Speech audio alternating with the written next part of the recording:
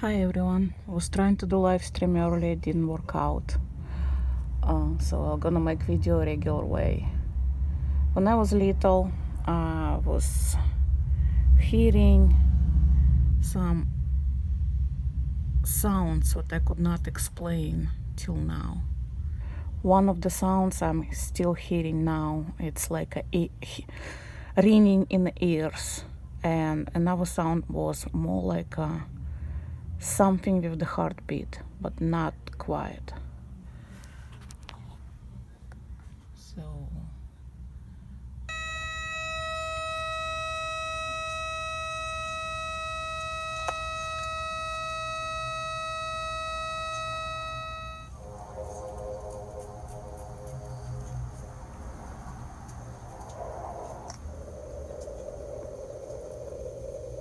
something like that, plus the heartbeat. And the first one, of course, it's ringing in the ears. That's the sound I'm hearing very often, especially lately. I think it's us trying to wake ourselves up. I was talking about us being stars, particularly pulsars, for a long time right now. And my understanding is some people think that it's too far-fetched. Well, I guess those people simply do not belong where I'm from. Few months back I found this video and I just wanted you to see to see if it resonates with you. For example, at the BBC.com, this is where it gets interesting.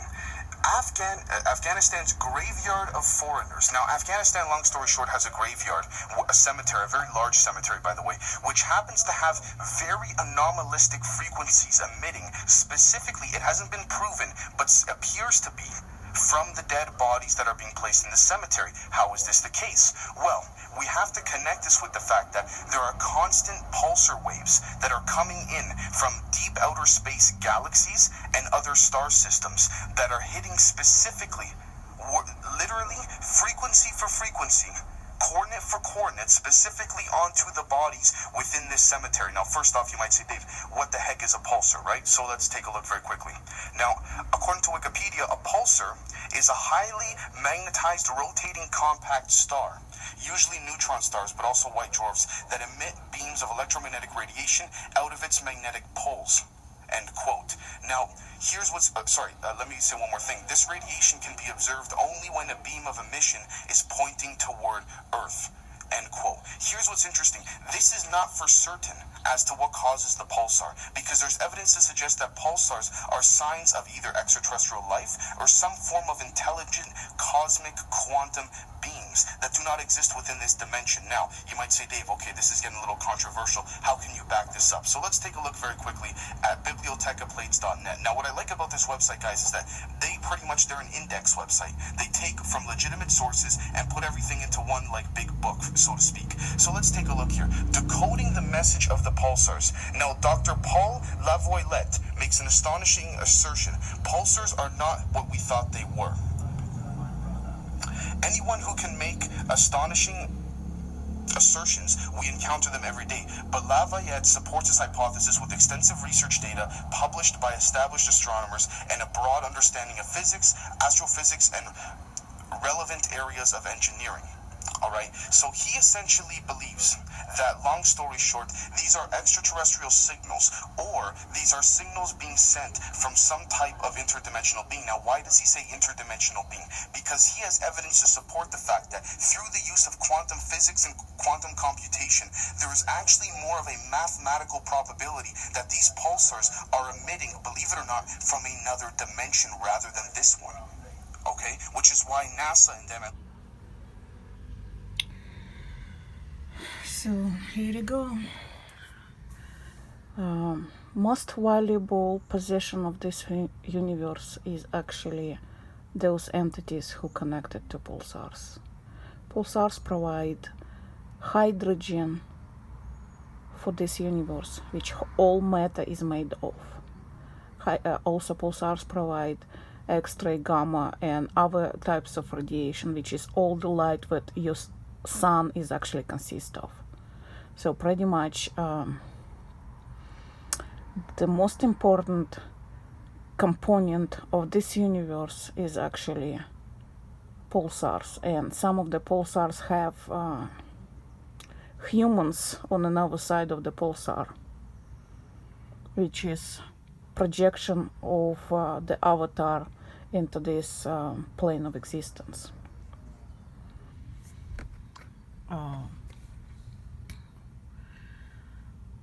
We over here as humans have certain extrasensorial abilities. We're able to do remote viewing. We're able to do non-linear thinking. We're able to ascertain lies from truth. We have prophetic dreams as humans over here. And one of us, it's no price. If you put price on us, it's no price can be put on us. But I'll show you one of those things. Just a second. Block the lucid dreamers. Obviously, it is the lucid dreamers. Well, let me just put it this way: one good lucid dreamer has more value, I mean, in terms of billions of dollars, than entire George Bush's military budget. I mean, I was there when they went aboard those crafts, and one good shaman can take out the computer man. No, the lucid dreamers, they have the leverage here. You know, the military, as soon as you start doing longitudinal interferometry, most of the military on this planet is obsolete. Of course, the Russians got the... And it's not only lucid dreaming. Lucid dreaming is not enough. It's also capability to see Mandela effect, and not those fake ones, the ones that I've been showing you in previous videos. And I show a lot of fake Mandela affected people. Well, they're not exactly fake, but they get the information from this different source. They do not exist outside of the matrix, and we do.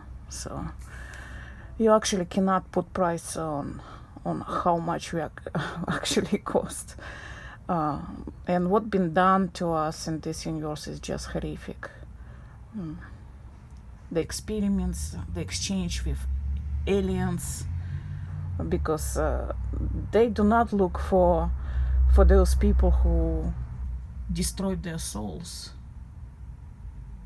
They do not looking for people who are famous or rich, or supposedly have certain talents over here, which are appreciated by whole society. No, they're looking specifically for people like me and you and our children, because pretty much it's not only you, it's usually someone. Pretty much everyone who connected to your DNA have potential to be a real entity who exists outside of this universe. Well, a little bit about the pyramids. The pyramids, it's pretty much they located on the points of ley line crossing. Like all Earth is pretty much have those ley lines, and the ley line crossings over here, it's pretty much Santa Barbara, Ventura area, Florida, Alberta, Canada, and those lakes over there. That's the United States points. All those points connected to very far and connected to everything, to the very center of that apple donut, and they're also connected to the very far parts of the galaxies, and they're ultimately connected to outside of this universe also. So if you located in one of those areas, you actually have purpose. You're supposed to transmit certain information from here to outside. And all those points on Earth, they actually have pyramids. All of them, no exceptions. Some pyramids look like Egyptian pyramids, but majority, or there is a pyramids, underwater pyramids near the Florida, but majority pyramids would be disguised as hills or mountains. Like, that's a pyramid inside the Santa Barbara. Oops.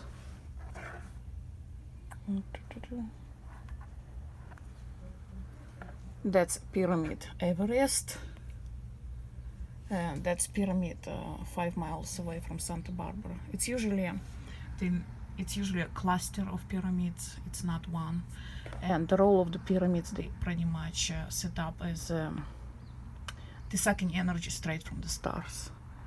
There is a signature where is everywhere around the Earth, the signature of the energetic line is going to be horizontal, and only in pyramids it's going to be straight up from the stars to the Earth, and that's how all the energy is actually gets sucked out